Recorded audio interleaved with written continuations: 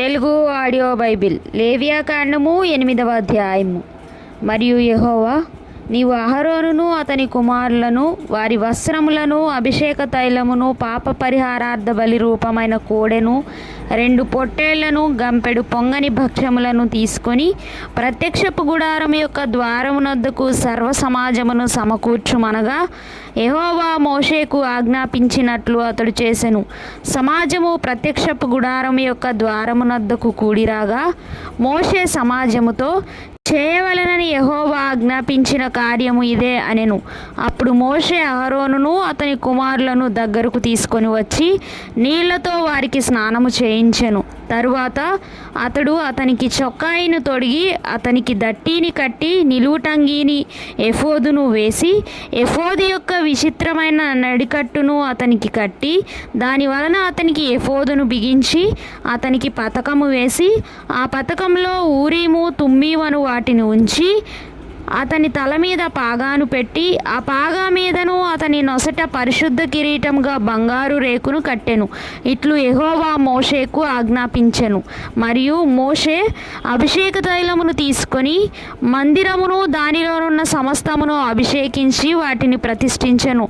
అతడు దానిలో కొంచెము 7 మారులు బలిపీఠం మీద ప్రోక్షించి బలిపీఠమును దాని ఉపకరణములన్నిటినీ గంగాళమును దాని పీటను ప్రతిష్ఠించుటకై వాటిని అభిషేకించెను. మరియు అతడు అభిషేక తైలంలో కొంచెము అహరోను తల మీద పోసి అతని ప్రతిష్ఠించుటకై అతన్ని అభిషేకించెను. అప్పుడు అతడు అహరోను కుమారులను దగ్గరకు తీసుకొని వచ్చి వారికి చొక్కాయిలను తొడిగి వారికి దట్టీలను కట్టి వారికి కుల్లాయిలను పెట్టెను. ఇట్లు యెహోవా మోషేకు ఆజ్ఞాపించెను.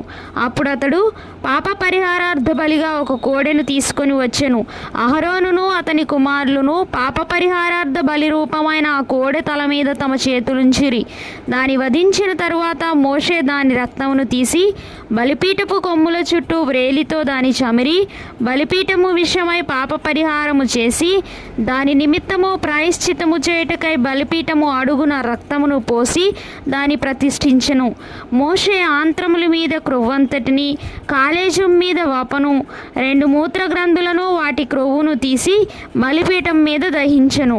మరియు యెహోవా మోషేకు ఆజ్ఞాపించినట్లు ఆ కోడెను దాని చర్మమును దాని మాంసమును దాని పేడను పాలెమునకు అవతల అగ్ని చేత కాల్చివేసెను. తరువాత అతడు దహనబలిగా ఒక పొట్టేలును తీసుకొని వచ్చెను. అహరోనును అతని కుమారులను ఆ పొట్టేలు తల మీద తమ చేతులుంచిరి. అప్పుడు మోషే దాన్ని వధించి బలిపీఠము చుట్టూ దాని రక్తమును ప్రోక్షించెను. అతడు ఆ పొట్టేలు యొక్క అవయవములను విడతీసి దాని తలను అవయవములను క్రొవ్వును దహించెను. అతడు దాని ఆంత్రములను కాళ్లను నీళ్లతో కడిగి ఆ పొట్టేలంతయు బలిపీఠం మీద దహించెను. యెహోవా మోషేకు ఆజ్ఞాపించినట్లు అది ఇంపైన సువాసన గల దహన బలి ఆయెను. అది యెహోవాకు హోమము. అతడు 2వ పొట్టేలును అనగా ఈ ప్రతిష్ఠితమైన పొట్టేలును తీసుకొని రాగా అహరోనును అతని కుమారులు ఆ పొట్టేలు తల మీద తమ చేతులుంచిరి. మోషే దానిని వధించి దాని రక్తంలో కొంచెము తీసి అహరోను కుడి చెవి కొన మీదను అతని కుడి చేతి బొట్టన వేలు మీదను అతని కుడికాలి బొట్టన వ్రేలి కొన మీదను దాని చమిరెను. మోషే అహరోను కుమారులను దగ్గరకు తీసుకొని వచ్చి వారి కుడి చెవుల కొనల మీదను వారి కుడి చేతుల బొట్టన వ్రేలి మీదను వారి కుడి కాళ్ళ బొట్టన వ్రేలి మీదను ఆ రక్తంలో కొంచెము చమిరెను. మరియు మోషే బలిపీఠము చుట్టూ దాని రక్తమును ప్రోక్షించెను. తరువాత అతడు దాని క్రొవ్వును క్రొవ్విన తోకను ఆంత్రముల మీది క్రొవ్వంతటిని కాలేజం మీది వపను 2 మూత్రగ్రంథులను వాటి క్రొవ్వును కుడి జబ్బను తీసి యెహోవా సన్నిధిని గంపెడు పులియని భక్షములలో నుండి పులియని ఒక పిండి వంటను నూనె గలదై పొడిచిన ఒక భక్షమును ఒక పలచని అప్పడమును తీసి ఆ క్రొవ్వు మీదను ఆ కుడి జబ్బ మీదను వాటిని ఉంచి అహరోను చేతుల మీదను అతని కుమారుల చేతుల మీదను వాటన్నిటిని ఉంచి అల్లాడింపబడు అర్పణముగా యెహోవా సన్నిధిని వాటిని అల్లాడించెను. అప్పుడు మోషే వారి చేతుల మీద నుండి వాటిని తీసి బలిపీఠం మీదనున్న దహనబలి ద్రవ్యం మీద వాటిని దహించెను. అవి ఇంపైన సువాసన గల ప్రతిష్ఠార్పణలు. అది యెహోవాకు హోమము. మరియు మోషే దాని బోరను తీసి అల్లాడింపబడు అర్పణముగా యెహోవా సన్నిధిని దాన్ని అల్లాడించెను. ప్రతిష్ఠార్పణ రూపమైన పొట్టేల్లో అది మోషే వంతు. అట్లు యెహోవా మోషేకు ఆజ్ఞాపించెను.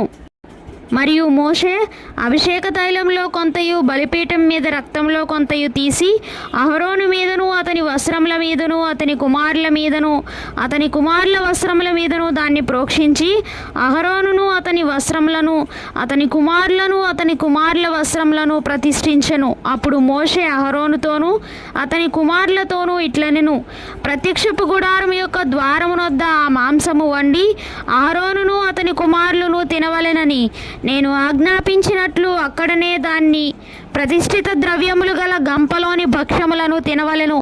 ఆ మాంసములోను భక్ష్యములోను మిగిలినది అగ్నిచేత కాల్చివేయవలెను.